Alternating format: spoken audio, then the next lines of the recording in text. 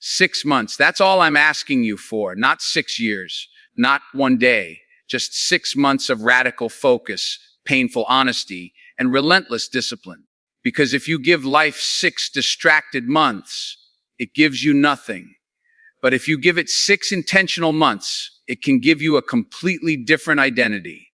The moment you decide to take radical responsibility for your life, everything begins to shift, not gradually, not partially, completely. Because responsibility is the line that separates people who drift from people who direct their lives. Most people spend years pointing outward, blaming circumstances, other people, bad luck, or timing. But the truth is simple and uncomfortable. As long as you believe something outside of you is in control, you will remain powerless. Radical responsibility is not about guilt. It's about ownership. It's about standing in front of your current reality and saying, this is mine. And if it's mine, I can change it. Understand this clearly. Taking responsibility doesn't mean everything that happened to you is your fault. Life is unpredictable. People make choices that affect you. Circumstances arise that you never asked for. But responsibility is not about what happened.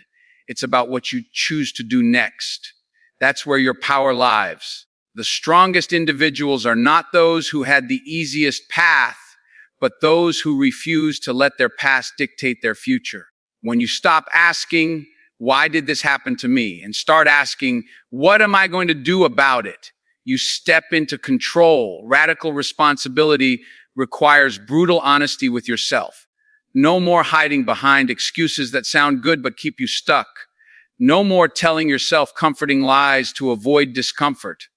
You have to look at your habits, your choices, your daily routines, and admit what's not working. That's not easy. It requires humility. It requires courage. But growth begins the moment you tell yourself the truth. Because once you see clearly, you can act clearly. Self-deception is the enemy of progress, and responsibility is the weapon that destroys it. When you take ownership, you also reclaim your ability to respond differently. You begin to realize that while you can't control everything, you can control your reactions, your mindset, and your effort. That means no more emotional dependency on how things should be. You deal with things as they are. You adapt, you move, you adjust.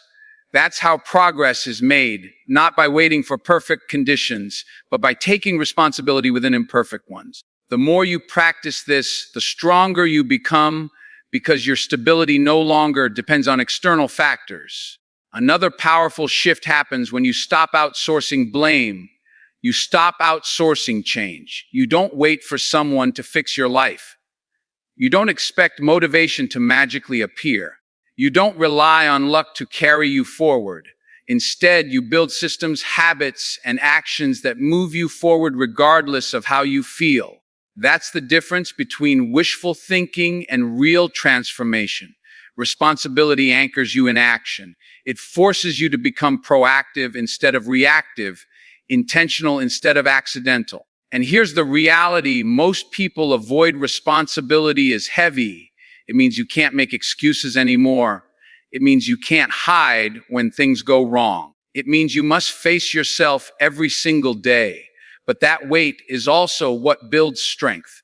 Because when you carry responsibility long enough, it stops feeling like a burden and starts feeling like control. You realize that your life is not something that just happens to you. It's something you shape decision by decision, day by day. And once you truly understand that, you stop waiting for change and you become the reason it happens.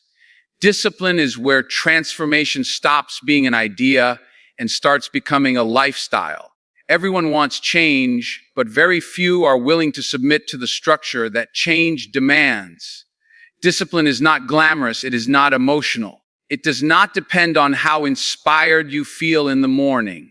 It is the quiet decision to do what needs to be done, especially when nothing in you feels like doing it. And that is exactly why it is powerful, because it removes emotion from the equation and replaces it with consistency. Most people misunderstand discipline as intensity. They think it means doing something extreme for a short burst of time, then burning out and returning to old habits. But real discipline is not about bursts. It is about rhythm. It is the ability to show up repeatedly, even when progress feels invisible. It is waking up and choosing structure over chaos, focus over distraction, and long-term growth over short-term comfort. The people who succeed are not always the most talented. They are the ones who refuse to break their routine when life gets uncomfortable. Discipline begins with small, almost invisible decisions. What time you wake up, what you do in the first hour of your day, how you respond when you feel lazy. These moments seem minor, but they compound silently. Every time you choose discipline over delay, you strengthen your identity. You are no longer someone who tries to be productive. You become someone who is productive. And that identity shift is what changes everything over time. But building discipline also requires emotional resistance. There will be days when your mind negotiates with you. It will offer excuses that sound reasonable. I'll start tomorrow. I'm too tired today. One day off won't matter.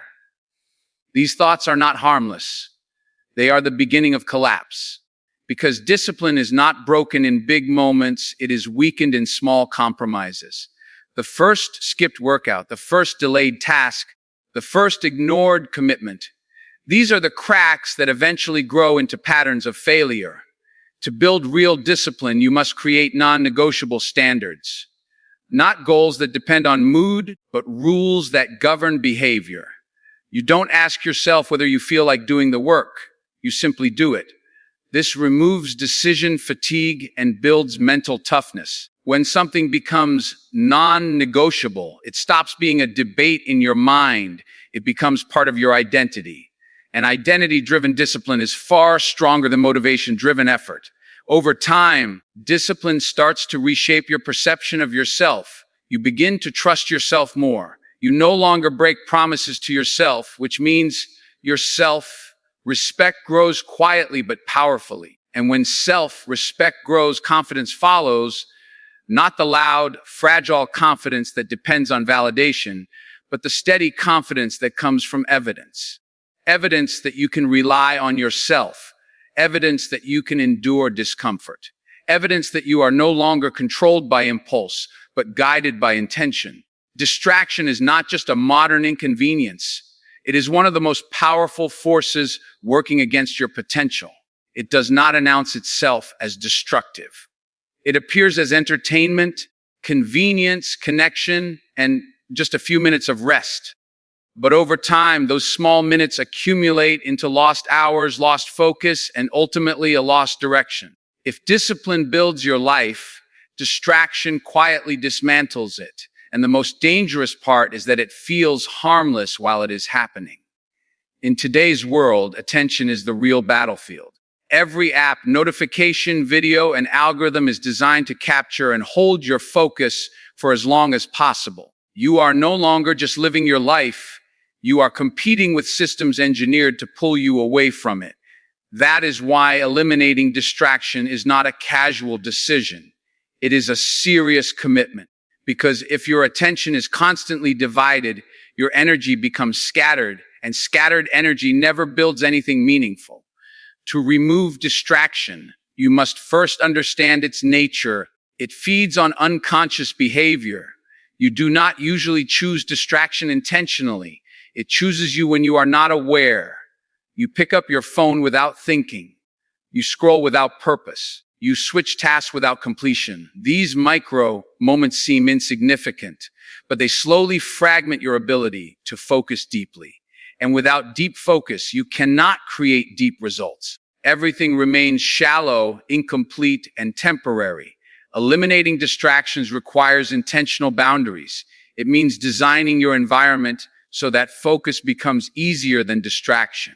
This could mean reducing unnecessary digital noise, limiting access to time-wasting platforms, or structuring your day in a way that protects your most productive hours. It is not about deprivation.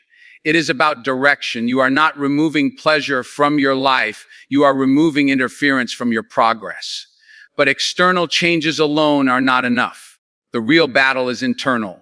Even if you remove every external distraction, your mind will still try to escape discomfort, because distraction is often a response to resistance. When work feels difficult, when tasks feel uncertain, when progress feels slow, the mind looks for relief. That relief often comes in the form of avoidance. So eliminating distraction also means learning to sit with discomfort without escaping it.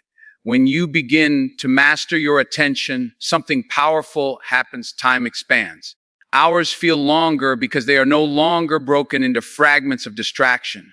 Work becomes deeper. Thinking becomes clearer. Progress becomes visible. You start to experience a level of mental clarity that was previously impossible because your energy is no longer leaking in 10 different directions.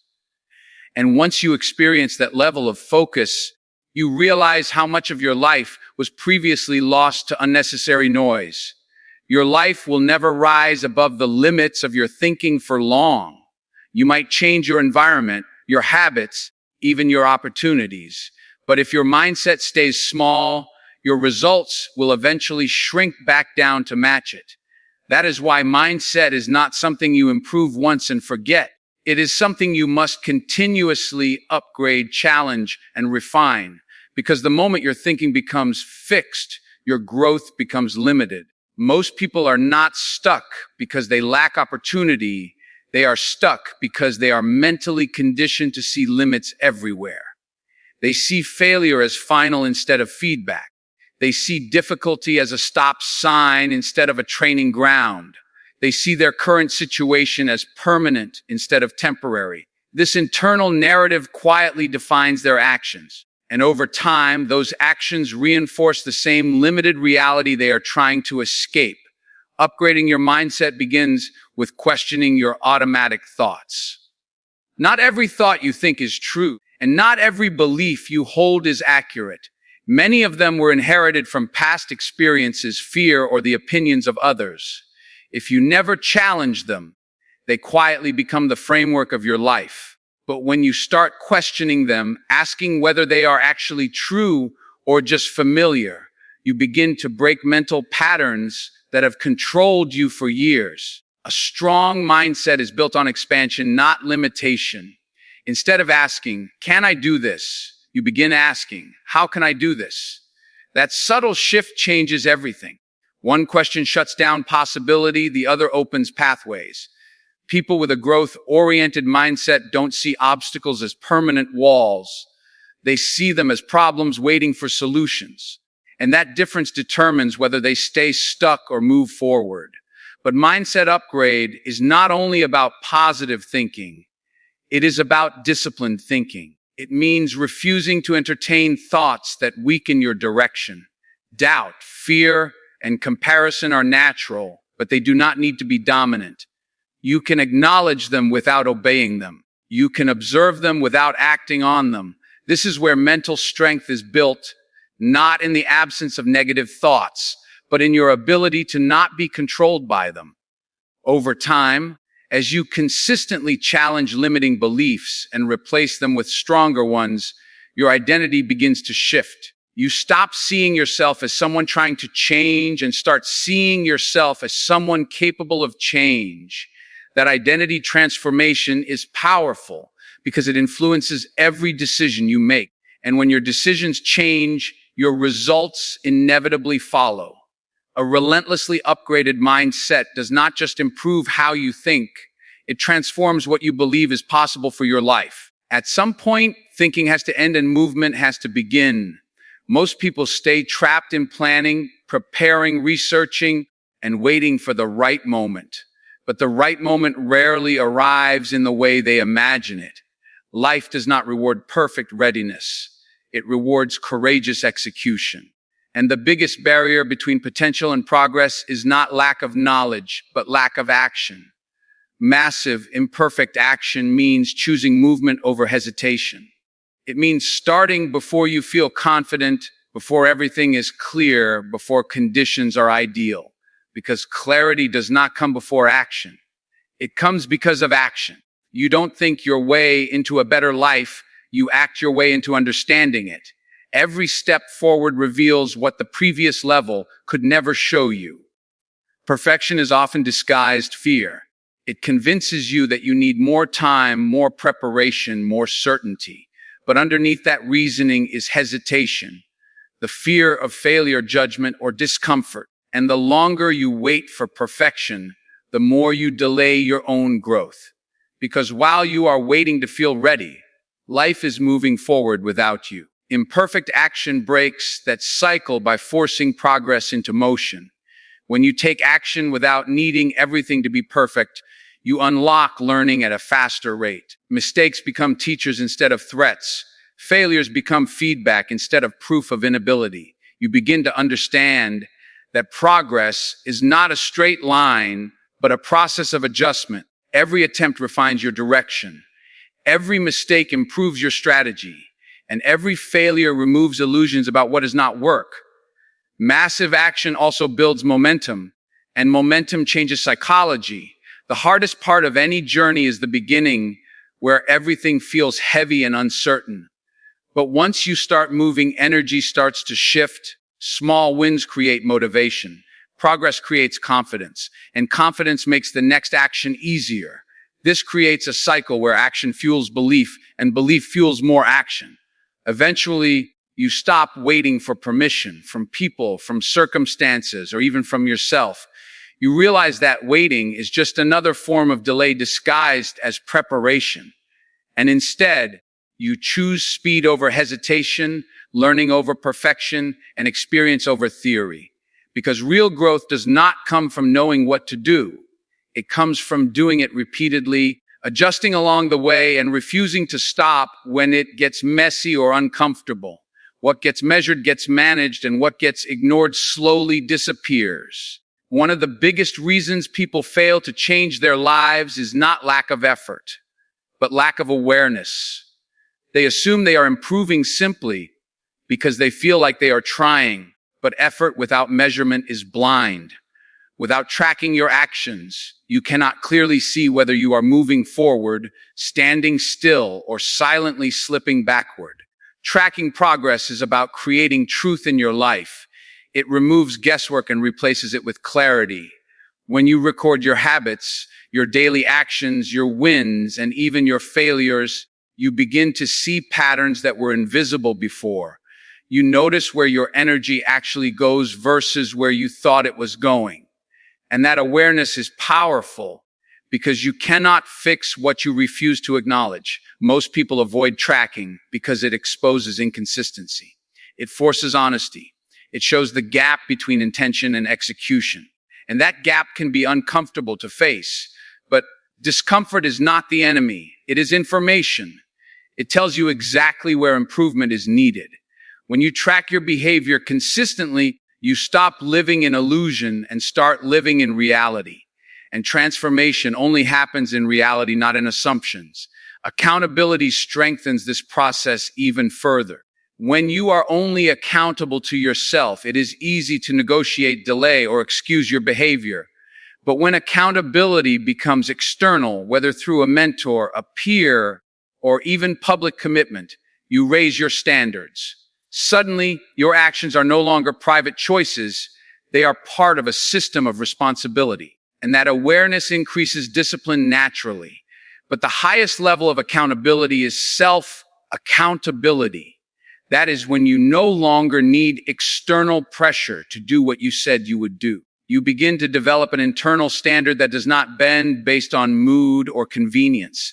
You start holding yourself to your own word. And that is where true strength is built, not in being watched, but in being consistent even when no one is watching. Over time, tracking and accountability create a feedback loop of improvement. You set a goal, you measure your actions, you adjust your behavior, and you improve again. This cycle removes confusion and replaces it with direction. You no longer drift through your days hoping for change. You actively shape them with awareness. And as this practice continues, your progress becomes not just visible, but undeniable, because every result is backed by evidence you can see, measure, and refine. So understand this clearly. Change is not a mystery, And it is not reserved for a select few. It is a system, a series of decisions repeated consistently over time. The life you admire in others is not built in moments of inspiration, but in moments of discipline when no one was watching, when it was inconvenient, when it was uncomfortable, and when quitting would have been easier. 6 months is not a long time, but it is enough time to become someone different if you decide to stop negotiating with your old habits. It is enough time to rebuild your identity if you stop protecting your comfort. And it is enough time to create real momentum if you finally choose action over delay. The truth is simple. Your future will not ask what you intended. It will only reflect what you consistently did. So the question is no longer whether change is possible. The question is whether you are willing to become the kind of person who earns it. Because in the end, transformation does not come from wishing for a different life. It comes from becoming a different person.